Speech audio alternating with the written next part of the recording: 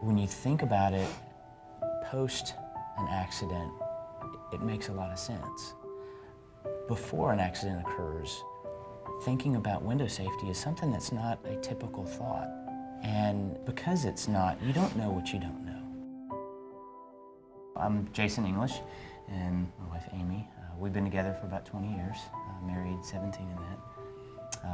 We met in 1996 in Birmingham, Alabama. I was home on leave from the Naval Academy. And we got married in 99, October of 99. And we both finished some school before we decided to have kids. She was working on a bachelor's degree and I finished a master's, and so we decided to start growing our family. In Virginia Beach, we had our first son, and shortly after that I found out that I was pregnant. My husband deployed, and during his deployment, he came home for the baby, and he left, and didn't see him since he was 3 weeks. So I think you came home when he was around 9 months old, and we left for Nevada, moved to Nevada, where we found out we were pregnant with Evan, actually, and we're only there for a year. Then we moved to Montgomery, Alabama, and on to Germany, where our third son was born. Then we proceeded to Hawaii, where our daughter was born, and actually was very surprised because I didn't believe we were having a little girl. I thought that I was only meant to have boys. Now we're currently here in Northern Virginia, where we have our son, we were in California. I forgot California. We were in San Diego, where we had our fourth son, our fifth child.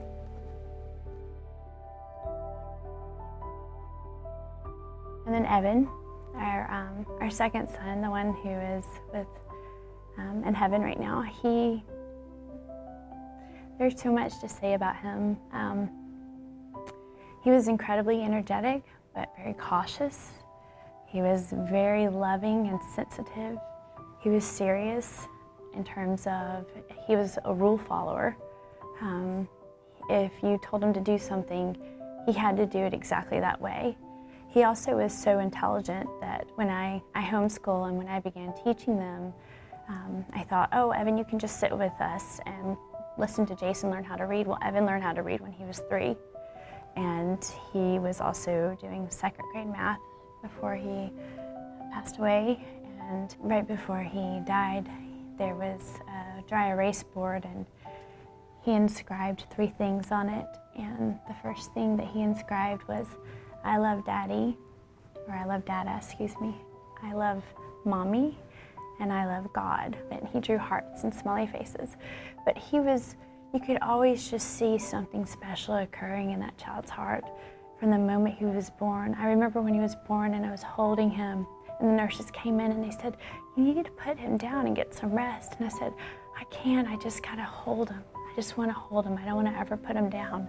And it was almost as though I had a sense that I needed to be with him for as much as I could be, for as long as I could be, because now he doesn't need me.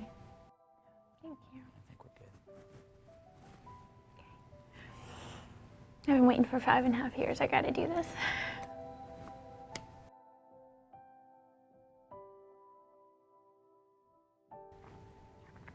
It was a beautiful day in Hawaii, and we had been living in suitcases from Germany for about 2 months with my sister while Jason was in a course.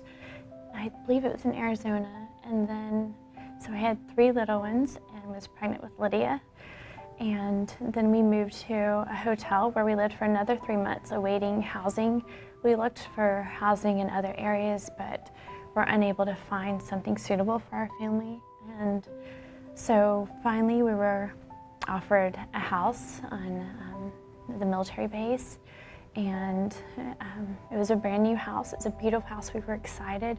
The boys were so excited because it was green like Incredible Hulk. We were feverishly trying to put up everything we could in the home because Jason was told he was going for the tsunami relief, and we didn't know when he would return.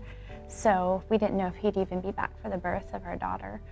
And I had joined a gym and had gone there for the afternoon after we had completed some school.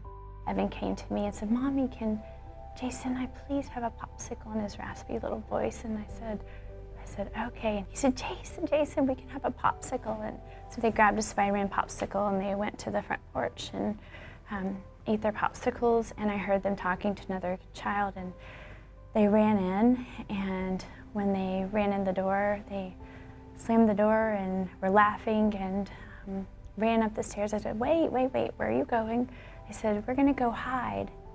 This friend is calling us names and we've called him names."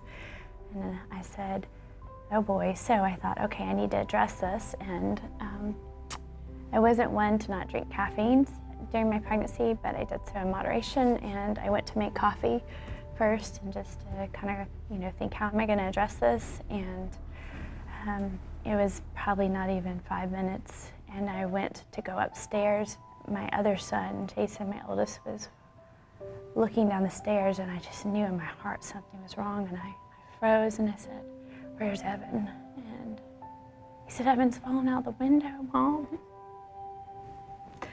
And I screamed and I ran outside, and my baby was lying on the concrete, bleeding and unconscious, and I couldn't help him.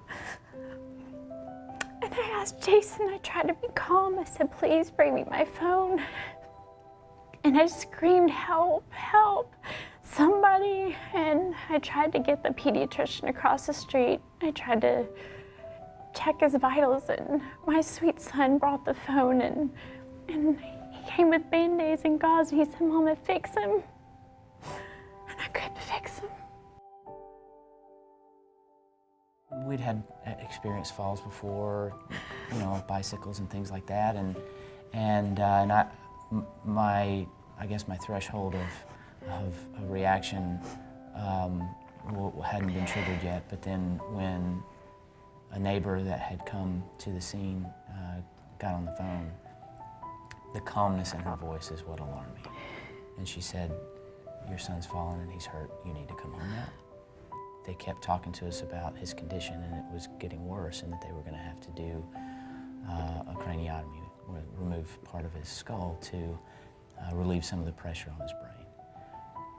And up until this point, the gravity had not set in. We saw our son and the condition he was in, and of course it was alarming.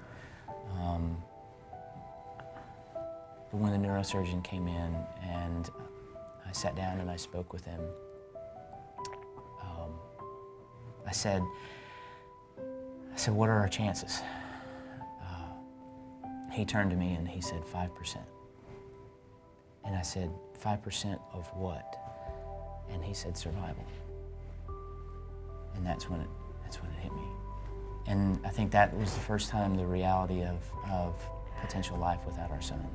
Up until that point, we were thinking, would his hair grow back? Would he be able to see? Would he have to wear a patch? Things like that. You don't really think about death of your child. I didn't think he was gonna die. I just thought he was really hurt. We watched him die for 2 days.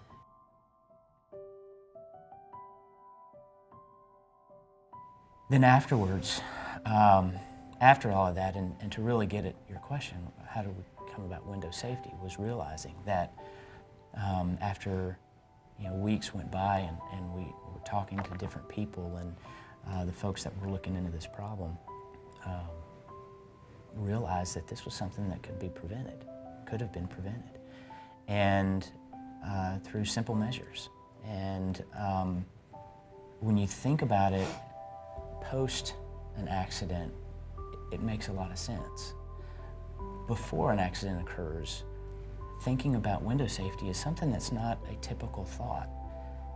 When you walk into Target, when you walk into Babies R Us, when you walk into any safety store, you go to One Step Ahead, you go to these different places online, and you're a prudent parent and you want to make your home safe for your kids, you buy one of everything that is offered, and you feel pretty good about yourself because you're safeguarding your home. You've got the bumpers around the coffee table. You've got the drawer latches on the drawers. You've got the door handle locks that keep them from opening a door or pinching their fingers. But what you don't have is window safety. And we know what it's like to be a military family and to have to quickly put everything up.